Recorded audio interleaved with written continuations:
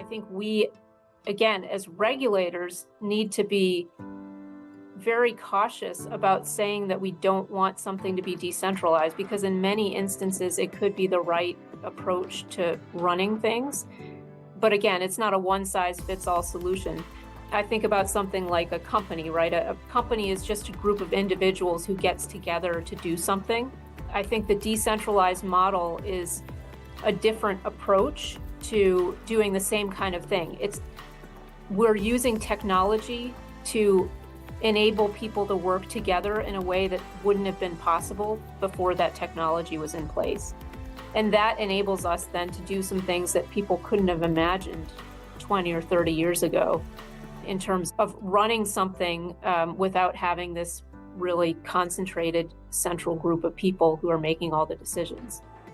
Hello, everyone, and welcome to the Techquitable podcast, your audio guide to the complex landscape of emerging technologies and equitable ownership. I'm your host, Connor Spelsey, and with you is my co-host, Tony Douglas, and we are very excited to report on an interview we just did with Commissioner Hester Peirce of the SEC. So Commissioner Peirce was appointed by President Trump to the SEC on January 11th, 2018.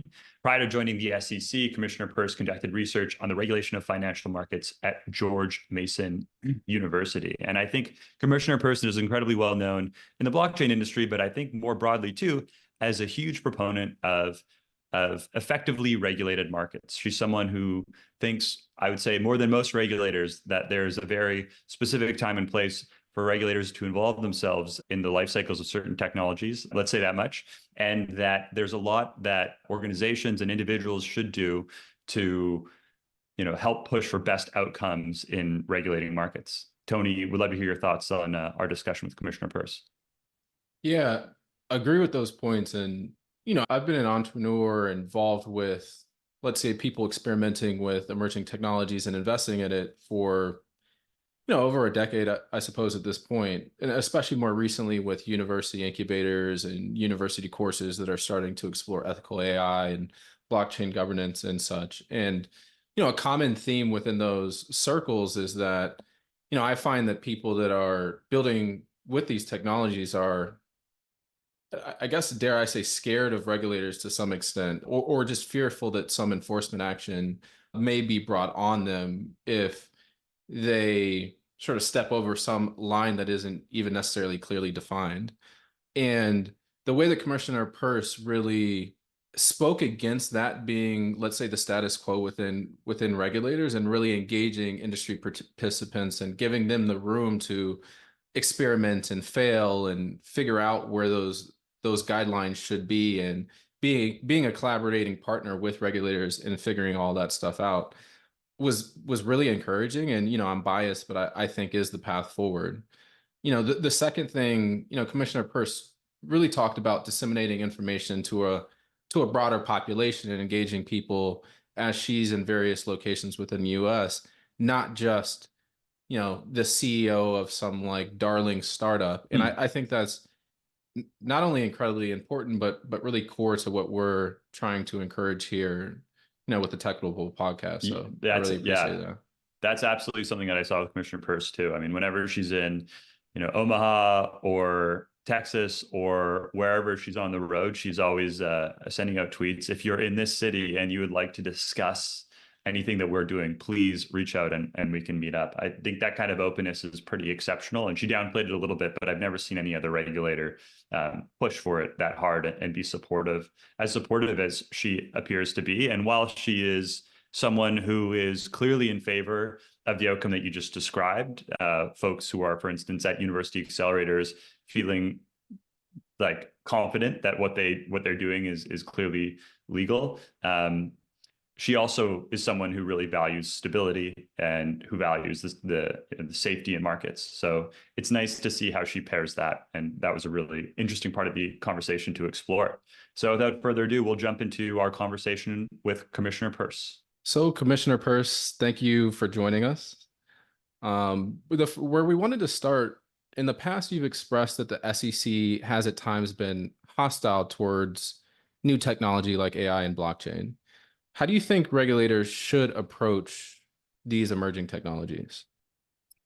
think before I start, let me just give you my little disclaimer, which is that Yes. my views are my own views as a commissioner, not necessarily those of the SEC or my fellow commissioners.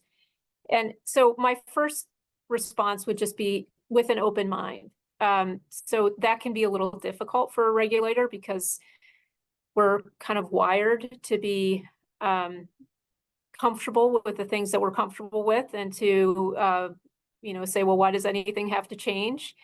And technology always involves unsettling things a little bit, right? It involves a decision to throw something old out in replace of something new, or at least to improve something old by adding something new, and that's difficult. So coming with an open mind and saying, okay, let's try to understand the technology and what it brings in terms of new regulatory risks, but also what it brings in terms of a new way to do things, new opportunities, and then engaging with the people who are developing the technology to try to solve the problem of how does this line up with what we're trying to achieve as a regulator, but also how can we allow the thing to move forward. Yeah, that's a good transition to a follow-up question that I had, which is, to the point on keeping an open mind and going through a process to gather information and such. How do you think about the collaboration, I suppose, not just with regulators and industry participants, but perhaps like a broader group that might want to participate, either in learning how that discussion is progressing and what you all are learning and what they should take away from that learning process, or otherwise other people that might want to sort of provide their input about any knowledge that they have on the process? Yeah, I mean, I think that's a very important question, because the last thing we want to have happen is have conversations between someone trying to develop a product or service and the regulator and have no one else, it's a bilateral conversation with no one else in the room. You want to have as many of these conversations in the public eye as you can.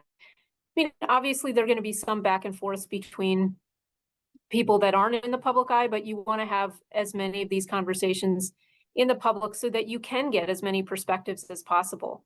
And I think that's the value of doing something like, all right, we're confronting now widespread use of AI. I mean, AI has been around for a time, but we're in a new world where it's much more a tool that's much more readily accessible to people. What does that mean for the financial markets? And let's just sit down and try to hash some of that out in a public forum where people who come in with a very skeptical eye toward AI can be sitting in the same room as people who are really optimistic about its potential. And I think that can sometimes lead to surfacing the problems that we as a regulator need to grapple with, but also doing it in a way that you're getting a lot of different perspectives. One of the things that I worry about the most is that you end up in a world where there's, the one company that comes in first gets the rules written in a way that work really well for it and don't work for anyone else. And that is, that's a really big problem with regulation if you end up in that world. For you, Commissioner Peirce, personally as a regulator, I see that on Twitter, for instance, you're often saying, I'm coming to Boise, Idaho. If you're in town, let me know. I'd love to meet up. And you say that about a lot of different locations you're going to. It seems like you're meeting up person to person with a lot of different constituent stakeholders. Is that something that's common among regulators? At your level of seniority, are they taking that time to meet with people from around the country who have those sorts of different perspectives and come from a diverse set of backgrounds? Yeah, I mean, I think all of my colleagues, certainly here at the SEC, try to get as many perspectives as they can on an issue. I've found that to be a really rewarding way to meet people who I might not otherwise meet. It's always hard. I think this kind of ties to the last question, right? It's you end up talking to a lot of the same people because they're the people who can come to DC and who know that they can just call up and say, hey, I'd like to have a meeting, and that they can get a meeting. And so if you put something out there and say, well, I will be in your neighborhood, and all you have to do is send me an email and tell me what you want to talk about, that ends up bringing in people who I wouldn't otherwise speak with. So it's been a tremendous value to me, and I'm grateful to people who take me up on that and who are willing, talking to an S regulator is not everyone's idea of fun. So I've been really grateful to people. Well, it's our idea of fun, which is why we're so excited you're on the show today. So thank you so much for doing that. I mean, part of our mission here with the show and also with just our nonprofit is to explore the concept of decentralization, which is not yet clearly defined. It's a pretty nebulous term, and it means a lot of different things to different people in different contexts. Would love to know, though, given that it's a term that seems to be used so consistently in thinking about not only the governance and ownership of revolutionary technologies like blockchain and AI, but in other contexts. Like I was listening to an interview with Lena Khan, and she was talking about decentralization, in the context of antitrust law. When you think about decentralization, a word that comes up so frequently in the blockchain space, and I think is coming up more and more in AI, what do you think about? How would you define that term, and why would you think it's relevant? Well, for me, it means that it's kind of the opposite of having an intermediary, someone you have to go through in order to access a particular technology. So it's openly available. It's earned in a way that if one person gets hit by a bus, the thing keeps running. And everyone can participate on the same terms, I think is part of how I think about it as well, that it's sort of participant neutral. And do you think, sort of as it relates to decentralization, I feel like the ambition and almost some of the subtext I hear when people are talking about it, the way in which that concept or philosophy can help bring out equitable ownership and governance, whether it's in this case often of a technology, or as it relates to an organization. Is that kind of something that you think about, almost the way in which we might find that more technology and more technology platforms will be equitably owned and governed in the future if they are decentralized? Is that ever something that comes to mind for you? Yeah, I mean, I think that's kind of the power of the idea that you can have. I think we worry sometimes that there are utility kind of things that everybody uses, and that if they're owned by one company or one small set of people, then that company or set of people has a fair amount of control over your life. But if you have something that is more broadly owned, then and controlled, right? People who use it get to decide how it runs, and that there's real power in that. Is that the right model for everything? Absolutely not. I mean, I think it's the right model for some things, and I think we, again, as regulators, need to be very cautious about saying that we don't want something to be decentralized, because in many instances it could be the right approach to running things. But again, it's not a one-size-fits-all solution. I think about something like a company, right? A public, well, it doesn't have to be either public or private, right? A company is just a group of individuals who gets together to do something. And I think the decentralized model is a different approach to doing the same kind of thing. We're using technology to enable people to work together in a way that wouldn't have been possible before that technology was in place. And that enables us then to do some things that people couldn't have imagined 20 or 30 years ago, in terms of running something without having this really concentrated central group of people who are making all the decisions. Yeah, the way you describe a company as a group of people, I think is really interesting. And I was reading a piece recently where the was talking about antitrust and blockchain, was talking about legal fictions and how the corporation and how cooperatives and how other things can at times be considered legal fictions because, they're a way of thinking about something that, in other places or at other times we might have just considered a group of people. A corporation is a group of people that have come together and are working together. And maybe that's a partnership. Yeah, now maybe that's a cooperative. We have kind of a number of different ways we look at it. And in thinking about some of the concepts that you described, I feel like a lot of policymakers on both sides would find that to be an attractive concept. The idea that a group of people can come together and potentially equitably own and govern something. And not everything should be that way. And decentralization certainly has its downsides. But what's surprising to me at times is that those of us who think that there's some there, that there's potentially some substance in this idea, have such a hard time communicating that idea to certain folks, maybe on the other side of the aisle, who seem to to have no interest whatsoever in thinking about this technology, blockchain or AI. They kind of stop at the beginning. They're allergic to the word. Two things, like one, why do you think that is? And two, how do you go about trying to help those people understand the value of these technologies? Well, I think that the reason it can be difficult for people to see the promise of decentralization is that in the past, when we've seen problems of too much control, perceived to be in the hands of certain people, the go-to answer has been, well, let's get the government in there to figure out a way to break that down. And here we're saying, you know what, there's a new possibility here that you can actually use technology to solve a coordination problem that was really hard to solve before. And so it's even better than having a government come in, because the government is also pulled in different directions by sometimes not great incentives.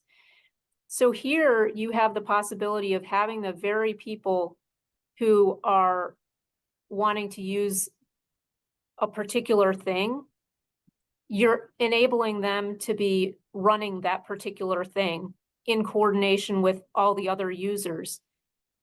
And so it's kind of a mind-blowing shift, right? And I think that's why it can be difficult for all of us to imagine that. We've always viewed it as, I mean, I haven't necessarily, because I tend to be sort of well, not sort of, I tend to be someone who doesn't look first to government for solutions to things. I'd rather look to the private sector for solutions and for grassroots solutions. But I think we've built our government regulatory apparatus around looking to government government regulation as the solution, where now you're saying, hey, you know what, we might have a different solution. And again, not for everything, but it might work under certain conditions and for certain things. Yeah, I think that's again a great transition to where we wanted to move to next, which is, throughout your career, and you just touched on this, you've emphasized minimal government intervention and the importance of economic freedom in the markets. I'm very, very curious, how did that philosophy develop? Like, what sort of stages through your life and your career brought you to that place, and how does it influence your role at the SEC? Yeah, well, it's not only economic freedom, it's really the freedom of the individual to think and choose and live for herself and for her family, make choices for herself. And so the core of that is very simple. It's just that I believe in the preciousness of every individual person. And I believe that every individual person has something unique to offer to the world, something that nobody else in the world can offer, because you come into the world with unique sets of attributes, and then your experiences shape you, and they shape your ability to contribute. And you have that mix that nobody else has, exactly that same mix. And so we need to unleash people so that they can use those skills and attributes and experiences to build good lives for themselves, but also to contribute to the rest of the world. And so freedom, I think, an approach that really focuses on maximizing freedom for people maximizes their ability to improve their own lives and to contribute to everyone else. And again, it's not to say that there's no place for regulation. I do think there's a place for it. But my initial reaction to anything is going to be, what can we do to maximize people's freedom to make choices for themselves? Yeah, I think that's really, really well said. And I wanted to ask about this balance, because it does seem to require some balance between these thoughts, right? Like offering folks that freedom and not encumbering them to make their own choices and such. But also, government stepping in and providing regulation where it is required and what have you. I guess, is there a framework within which you think about that balance, like when one is necessary? Or, I mean, you said you kind of default perhaps to the freedom, but like, how do you think about the balance between those two? Certainly in my current role, I'm thinking about that balance through the lens of the statutes that govern our agency, as I have to, right? Because Congress wrote the laws and I have to follow those. So that's one piece of it. But I think, part of that too is that we are governed by the Constitution, and we have to be thinking about the Constitution. And there are a lot of those very important freedom principles are woven into the Constitution. So I think we need, assuming operating within the statutory bounds, I think then we need to have a really good reason for thinking that people on their own without the government won't solve a problem. And so if I see a problem, we call it a market failure in regulatory speak, right? If you see that the market is not on its own solving a problem, then maybe you step in. So an example is this week we adopted a rule governing special purpose acquisition companies, or SPACs, which are a way of companies going public. And there was a big SPAC boom a couple of years ago, and lots of people were using these, and some of them were using them in ways that weren't great. And, there were problems. And the market sort of started to identify those problems and fix those problems. And I would have liked to see that market process play out. I think the government, the SEC could have played a role in helping with some of the disclosure rules there. But there was a lot that was just happening organically. We're saying, hey, these don't always work great. What, how can we solve this? So I probably would have waited a little longer to say, maybe either come in with a lighter regulation or just wait a little longer to see what happens. But in any event, we came in a pretty heavy-handed manner. So my colleagues just came out on a different side of deciding where that balance was than I did. But I think it's always, asking those questions. Does the government need to come in? And the reason that I ask that question is because when the government comes in to do something, it takes away a little bit of people's freedom to make decisions about how they want to interact with other people. And so that means that we're saying, we think we know better than you do what kind of contracts you should enter into, basically. And I don't know everyone's circumstances. I don't know everyone's sophistication. So I tend to hesitate. Another thing I think that's going on in the US now is that we tend to be very risk averse. And I understand that, we long for a sense of security. And so we're almost willing to give up a little bit of the magic of the creativity and the adventure of trying things and sometimes failing and then trying something else in order to say that nothing bad will ever happen. And so I think that I like to see that spirit of willingness to try and fail and try again. And maybe I come out on a different side of that than some of my other colleagues. I think that's particularly interesting in the blockchain world, where I for a few reasons. I think one is obviously that it's a very difficult thing to understand at times, and so to assume that regulators are going to be capable of keeping up with everything in the space, and then also to make recommendations about regulations that make sense for this very novel and quickly changing technology. That's a lot. That's asking a lot of regulators. I mean, and I'm sure it's the same way for the AI space. But then the second part of it being that there are, and I know this is something that you've chatted about before and certainly has gotten a lot of attention on the blockchain side, is that as a result of it being public, transparent technology, there are many tools that could be used for immediate reporting. And again, my mind's on antitrust right now, but in thinking about it, a few authors that I read have talked about the ways in which enforcement is very difficult in antitrust world.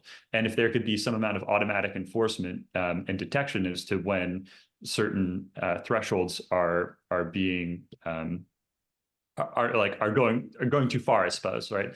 If you have too many subscribers in a particular, all of a sudden you can be automatically stopped from getting any more, for instance. So it seems like on this side of things, like blockchain might have that extra juice. That's something that should maybe interest regulators. Like the idea that there could be disclosures that are made available continuous basis.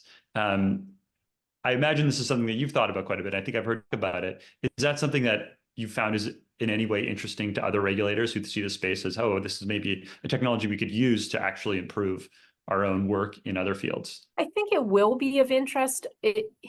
Everything has kind of gotten lost in this big, are you pro-crypto or anti-crypto kind of discussion without really getting into the details of wait, maybe this is an interesting way to actually have things much more open and have much more democratized access to information about, about security or about a company.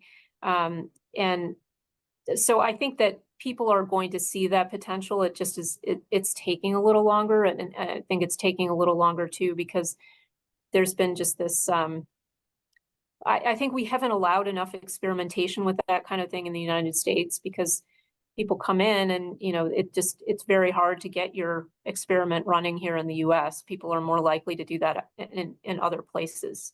So in some ways, dovetailing from that question, we think about the pace of revolutionary technologies like blockchain and AI, and they're moving so quickly. And we can certainly see the impact that AI has had in a very short period of time.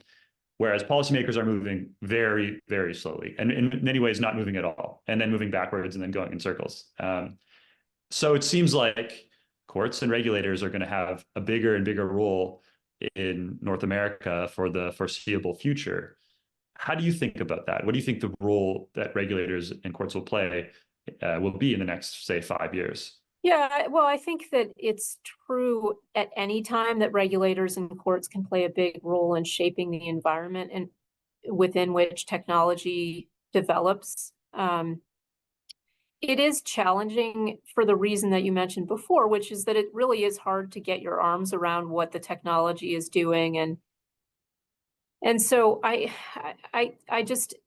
think we need to have a technology neutral stance. That doesn't mean that we don't make any accommodations for the unique features of a technology that, are either good or bad from the perspective of what we're trying to do as regulators. But I think, yeah, we're all going to be working through this together. I hope that we will take a lot of input from people who know the technology really well, and I'm sure courts are going to rely a lot on the expertise that they get from elsewhere as well.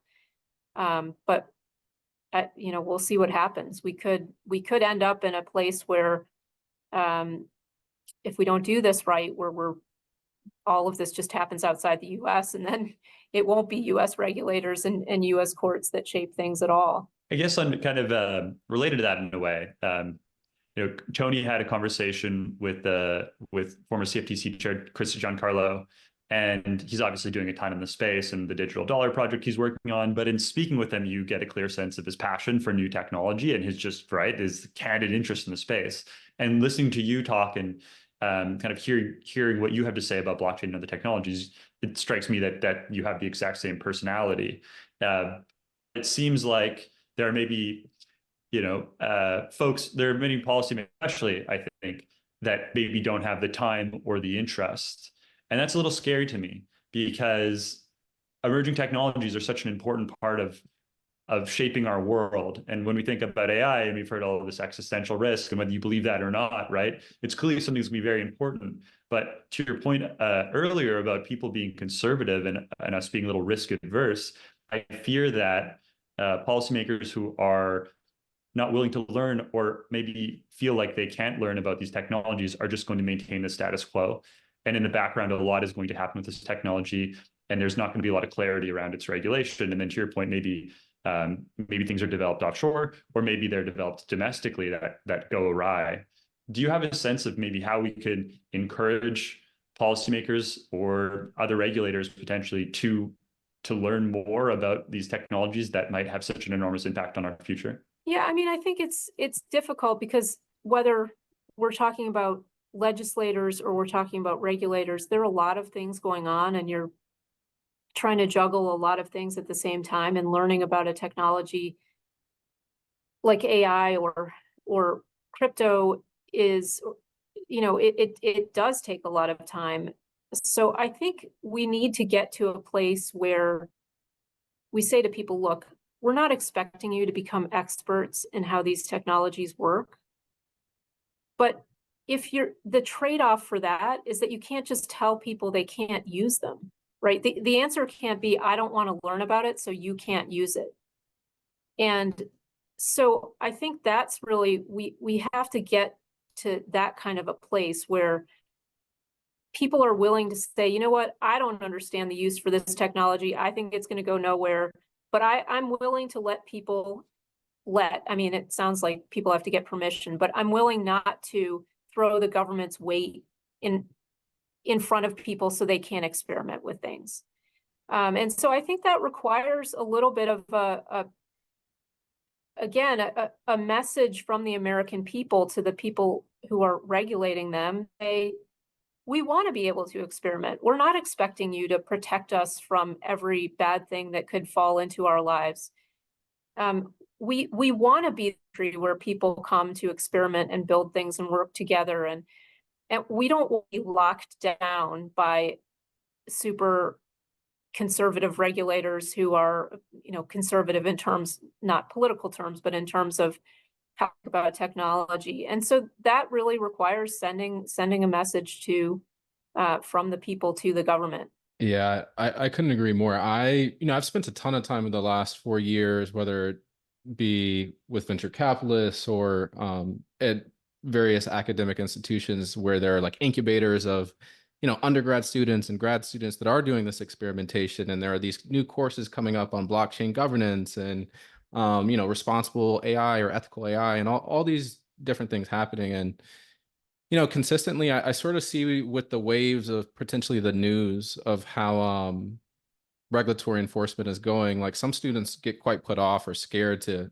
do that experimentation. But on the other end, within those realms, I think rightfully those professors, those VCs, et cetera, also emphasize, look, you can experiment, but there's a way to do it with some level of I don't know, ethics or guidance or just responsible development. So I guess just as a parting thought here, what would you sort of say to encourage the next generation of innovators within the US to do that experimentation, but to do it in a mindful, responsible manner? Yeah, I think that's a really good question. And it's for me, the most important thing I would say is, if you're going to do something with your life, you want to make it something meaningful, which means try to solve a real problem that people face or try to provide them with something they really need. And if that's your mindset, then you're going into it with the right mindset. You're not just innovating for the sake of saying you're an innovator or entrepreneur. You're innovating because you saw a problem and you want to get together with some other people and fix it. And that's a beautiful thing. Now, I think that one of my most unhappy conversations that I had recently was with a young person who had been an innovator and ran into an SEC enforcement action. And I really think if we want to preserve people's passion for building things that serve the rest of humanity, we have to create room for them to be able to experiment and try things. And so I do think that when I talk to would-be entrepreneurs and innovators, I'm going to give them that message about trying to solve real problems. But I'm also going to say to my fellow regulators, we have to create that room for them to do that. And we can't turn this country into one where you go out on a limb and the regulator comes over and saws off the limb and lets you fall to the ground, because that will kill people's desire to innovate. And it will just cause them to say, you know what, I'm just going to go work for someone else because it's less risky for me, and we're going to lose out on a whole generation of brilliant talent. That was so great. Thank you so much, Commissioner Peirce. It was really great to meet you, and thank you so much for coming on the show. Well, thanks to both of you. And I really appreciate that you're thinking about these issues because I think it will really contribute to having us as a society think more about some of these bigger picture issues so that we get this right. So for your work. Thank you. And hopefully chat again sometime soon. Sounds good.